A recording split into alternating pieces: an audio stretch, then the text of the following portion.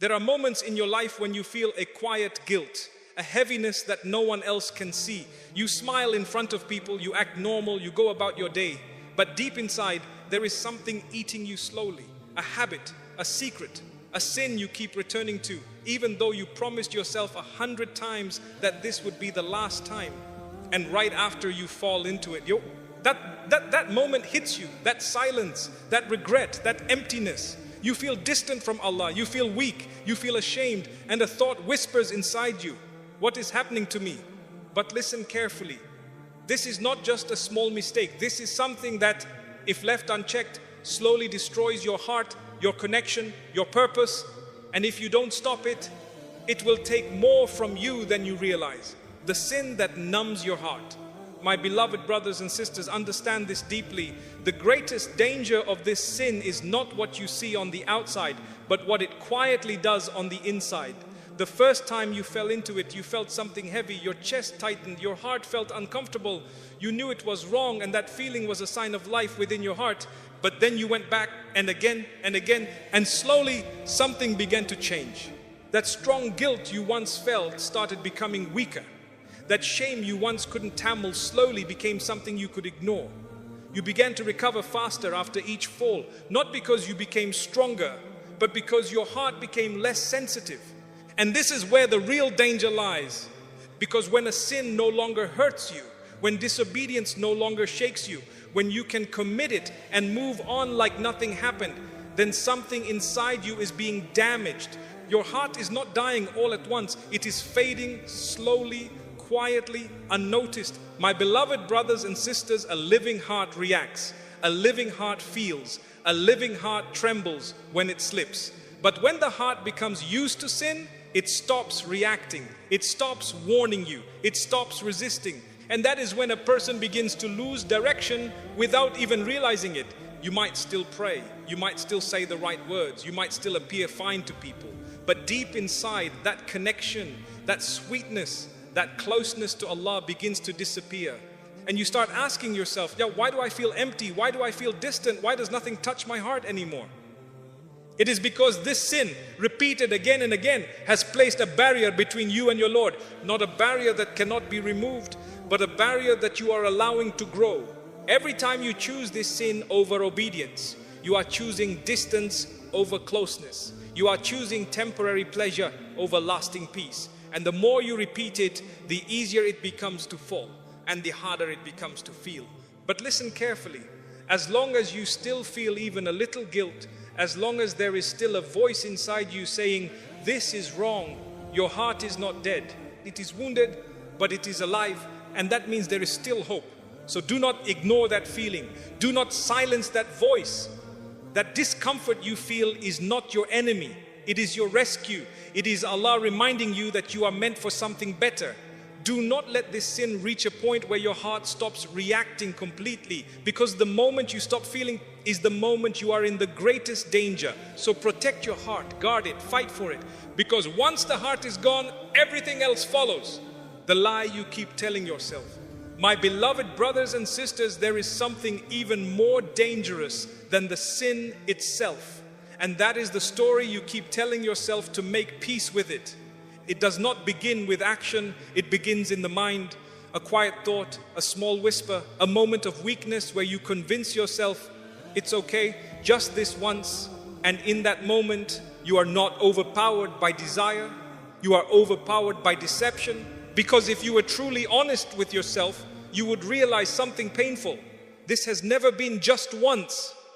How many times have you stood up after falling, looked at yourself and said, this is the last time?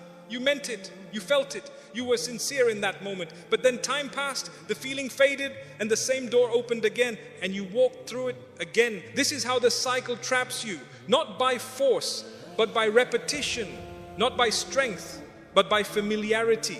The sin becomes a pattern, and the pattern becomes a habit, and the habit begins to feel like part of you. And that is the lie, the most dangerous lie of all. You start believing, this is just who I am. You start thinking, I can't change. You begin to accept something that was never meant to define you. But listen carefully, you were not created for this. You were not designed to live in cycles of regret. You were not made to keep falling into the same darkness and calling it normal. The truth is, you are not weak.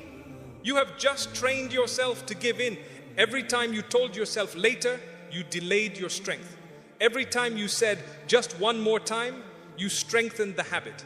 Every time you ignored the voice inside you, you made it easier to ignore it again. And slowly, the lie became your reality. My beloved brothers and sisters, the mind is powerful. It can either free you or imprison you. And right now, this sin is surviving because your mind keeps giving it permission to stay. You say you want to stop, but your actions say you're still negotiating with it. You are trying to quit, but at the same time, you are leaving the door slightly open. And as long as that door is open, even a little, you will keep going back. Because Shaitan does not need you to commit fully. He just needs you to hesitate. He just needs you to delay. He just needs you to believe that change can wait. But change does not come from waiting. It comes from decision. A clear, firm, honest decision that you are done lying to yourself. Not I'll try, not maybe tomorrow, not one last time. Number, I am done. And this decision is not about perfection, it is about direction. You may slip again, you may struggle, you may feel the urge, but your mindset changes everything. You stop negotiating with the sin. You stop justifying it. You stop making space for it in your life. Because the moment you become brutally honest with yourself, the moment you remove the excuses, the moment you admit that this is harming you, that is the moment real change begins. My beloved brothers and sisters, you cannot defeat what you are still defending. As long as you protect the sin with excuses, it will stay. As long as you comfort yourself with lies, it will grow. But when you finally face yourself, when you finally say, this is destroying me and I refuse to let it continue, then something powerful happens. You take back control, you break the illusion, and you begin to step out of a cycle that once felt impossible to escape. So ask yourself honestly, how many more last times will you allow? Because one day you will realize that it was never the sin that held you back. It was the lie you refused to let go of. Isolation is its fuel. My beloved brothers and sisters, reflect deeply on when this sin usually takes place. It is not in front of people. It is not when you are surrounded by others. It is not when your name, your reputation, your image is at stake. It is when you are alone, when the door is closed, when the lights are dim, when the world cannot see you, when there is no human watching, no judgment from people, no fear of embarrassment. That is when the temptation becomes strongest. That is when the whispers become louder. That is when the battle truly begins. And this is not a coincidence, because this sin feeds on isolation. It grows in secrecy. It survives in the hidden corners of your life where you think no one knows and no one sees. It convinces you that what happens in private does not matter, that it is separate from who you are, that it has no real consequence. But this is a deception, because the private you is the real you. My beloved brothers and sisters, your true character is not defined by how you act in front of others.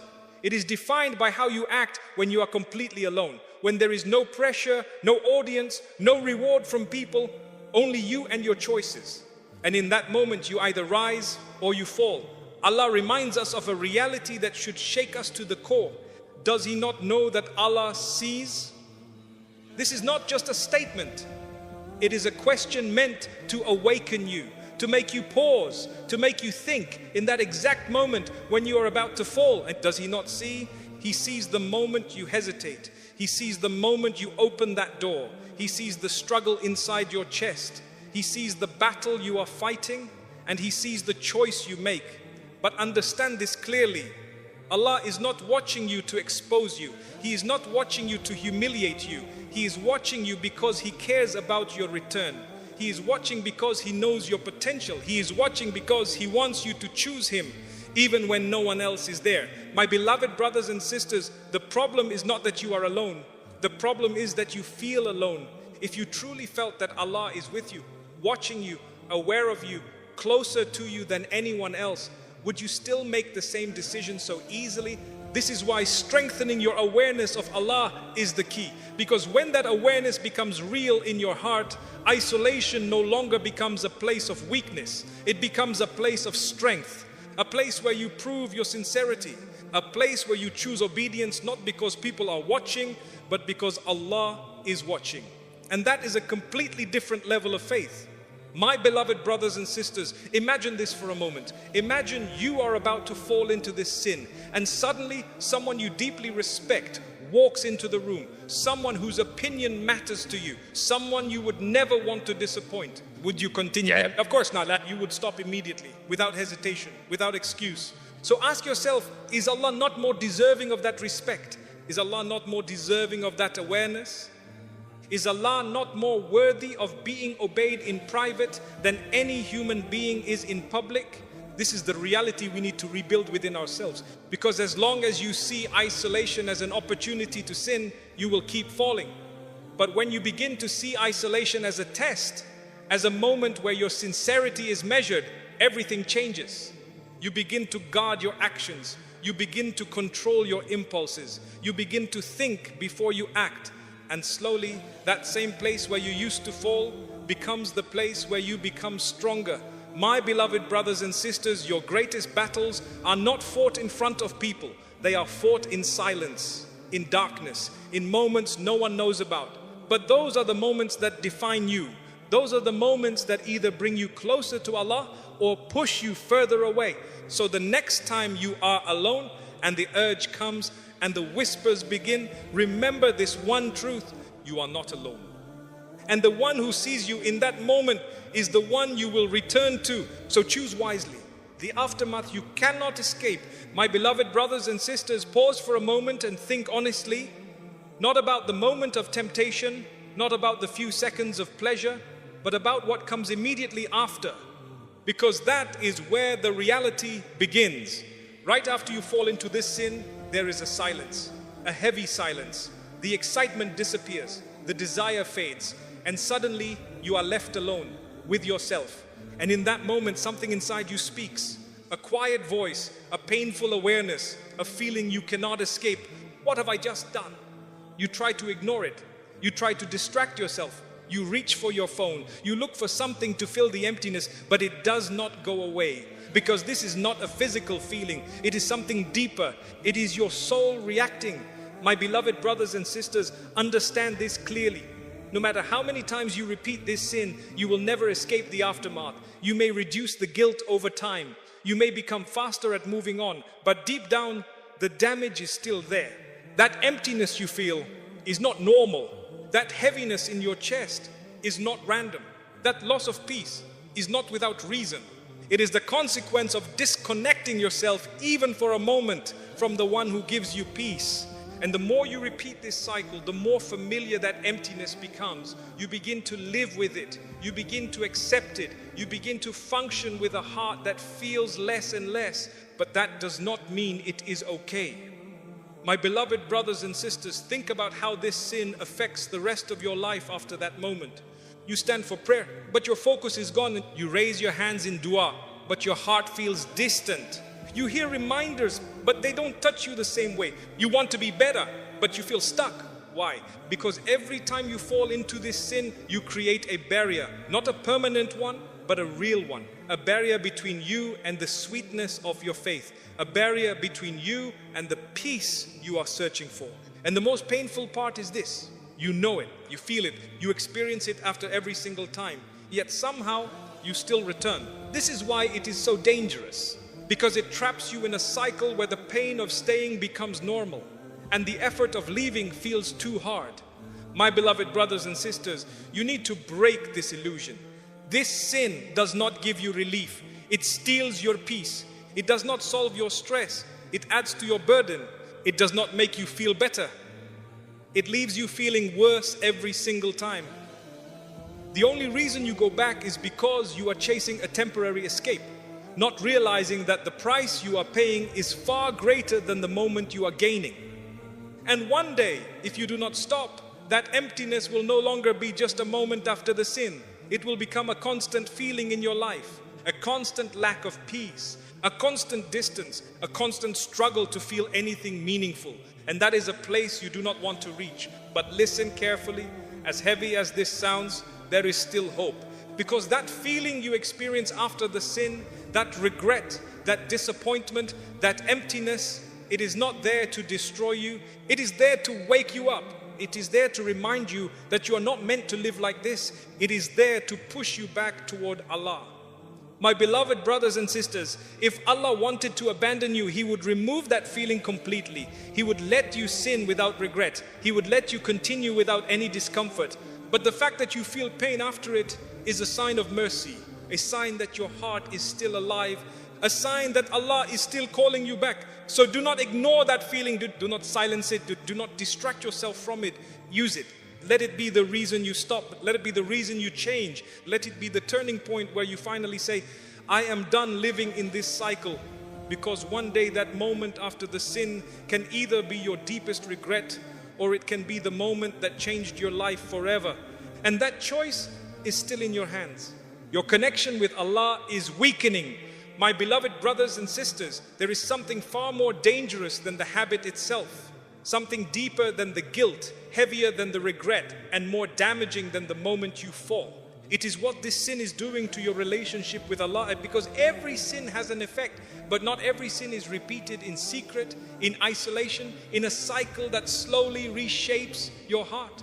And when a sin becomes a habit, it no longer remains just an action. It becomes a barrier between you and your Lord. Think about your salah. Think about how it used to feel. There was a time when you stood in prayer and you felt something. Even if it was small, there was presence, there was calmness, there was a connection. But now, something has changed. You stand, but your mind is distracted. You recite, but your heart is not harder. You finish, but it feels empty. And you begin to wonder, now, why don't I feel anything anymore? My beloved brothers and sisters, this is not because Allah has distanced Himself from you. It is because your repeated sins are placing layers over your heart, layer after layer, until the light struggles to reach it. The messenger of Allah, Muhammad, explained this reality in a powerful way. He said that when a servant commits a sin, a black dot is placed on the heart. If the person stops, seeks forgiveness and repents, the dot is removed. But if the person continues, that dot grows until it covers the heart completely. Look at the mercy in this. The sin itself is not what destroys you. It is the istimrar. It is the repetition. It is the choice to continue without returning. My beloved brothers and sisters, every time you fall into this sin and walk away without sincere repentance, you are allowing that darkness to increase. Not in a way you can see with your eyes, but in a way you feel in your life. You feel it when your doer feels empty. You feel it when your motivation disappears. You feel it when your heart no longer responds. And slowly, you begin to feel distant from Allah. Not because He is far, but because you are not turning back. And here is where many people lose hope. They begin to think, I have done this too many times. I have asked for forgiveness too many times. I keep going back. Maybe Allah will not accept me anymore.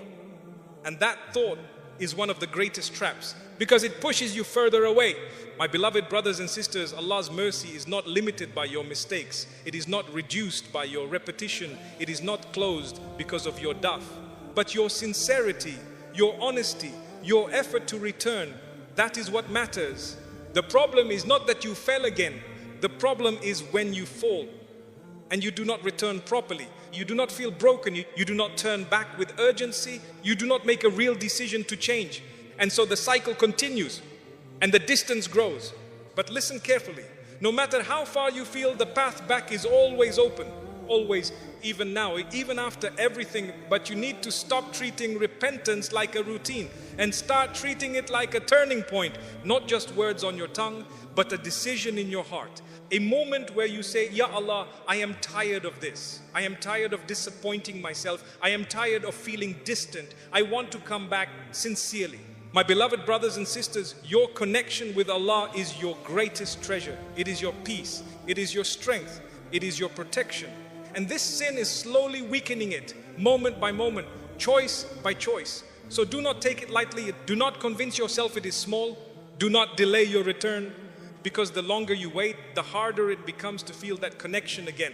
But the moment you turn back sincerely, the moment you fight against this habit, the moment you choose Allah over your desire, something beautiful begins to happen. That connection starts to rebuild. That light begins to return. That peace begins to settle again. And you realize that what you were searching for in that sin was never there. It was always with Allah. So come back before the distance becomes too great, before the heart becomes too heavy, before the connection becomes too weak. Because once you taste that closeness again, you will never want to trade it for anything in this world. You are stronger than this habit. My beloved brothers and sisters, one of the most dangerous things this sin does to you over time is not just that it pulls you back into it again and again, but that it slowly convinces you that you are powerless against it. At the beginning, you knew it was wrong. You resisted, you fought, you tried to stay away. But after falling multiple times, something inside you began to weaken. Not just your actions, but your belief in yourself. You started to think, maybe I just can't stop. And that thought, my beloved brothers and sisters, is more destructive than the sin itself. Because the moment you believe you cannot change, you stop trying with sincerity. You stop pushing yourself with strength. You begin to accept a version of yourself that was never meant to exist. But listen carefully, this belief is a lie. You are not weak. You are not broken. You are not beyond control. You are simply untrained in resisting this specific habit. And there is a huge difference, my beloved brothers and sisters. Anything repeated becomes easier. This is how habits are formed. You did not wake up one day addicted to this sin. It started small. A glance, a moment, a curiosity, then another, until it became something you returned to without thinking. If repetition built the habit, then repetition can break it. But the difference is this: breaking it requires conscious effort. It requires discipline. It requires discomfort. And this is where most people give up, because they are not willing to feel uncomfortable for a short time in order to gain peace for a long time. Instead, they choose temporary relief, even if it comes with long-term pain. Now, my beloved brothers and sisters, understand this clearly. Urges are not permanent. They come in waves.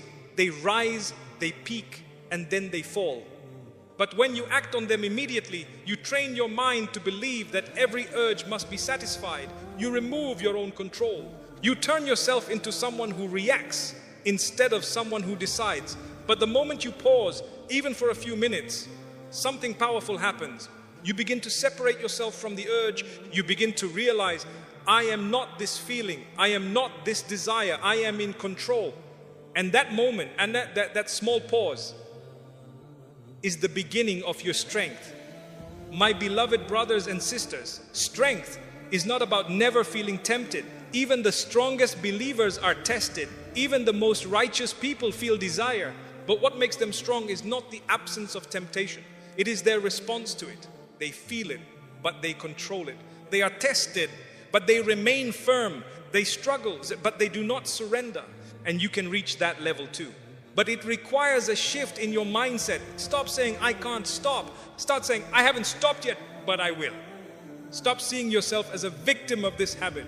Start seeing yourself as someone who is in a battle you are capable of winning, because every time you resist even once, you weaken the chain. Every time you delay the urge, you regain a piece of control.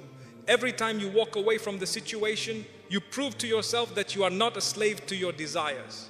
My beloved brothers and sisters, think about how strong you are in other areas of your life. You wake up when you don't feel like it. You go to work or study even when you are tired. You deal with people, stress, pressure, and you handle it. So why do you suddenly believe that you are weak when it comes to this? It is not because you are weak. It is because you have allowed yourself to be comfortable with giving in. And comfort in the wrong place becomes your biggest enemy. My beloved brothers and sisters, breaking this habit will not be easy. There will be moments where the urge feels overwhelming. There will be nights where the temptation feels stronger than ever. There will be times where your mind tries to convince you that it's okay, just this once. And in those moments, you will feel a struggle inside you. But that struggle is a sign of life. That struggle is a sign that you are fighting. And that fight is beloved to Allah, because you are choosing Him over your desire. Even if you fail sometimes, as long as you keep fighting, you are moving forward. But here is something important you must understand. You cannot rely on willpower alone. You need to change your environment. If you keep putting yourself in the same situation, with the same triggers, at the same time, you will keep falling. You need to remove what leads you to this sin. Lower your gaze. Control what you watch. Avoid being alone for long periods without purpose. Fill your time with something meaningful. Because an empty mind and an idle body is the perfect setup for this sin.